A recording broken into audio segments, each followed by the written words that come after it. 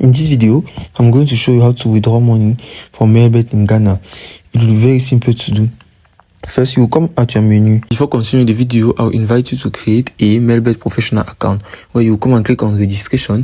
Then come and click on by email, which will be the full inscription. Now you will come right up to your promo code where you will enter the promo code BOTV, which will help you to get 300% of bonus at your first deposit. Meaning, if you put an amount of $10, you will obtain $30. Continue the video. Then from here, you are going to click on settings. Now by clicking on your settings, you will click on withdraw from account.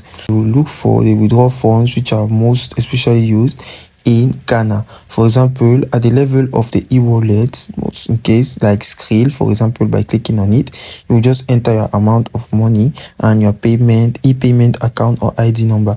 You can also use at this section even ATM if you want, or even the cryptocurrency in Bitcoins by clicking on it, so as to respect the rules and regulation by confirming them and now do these methods that are being asked. And it is simple as that.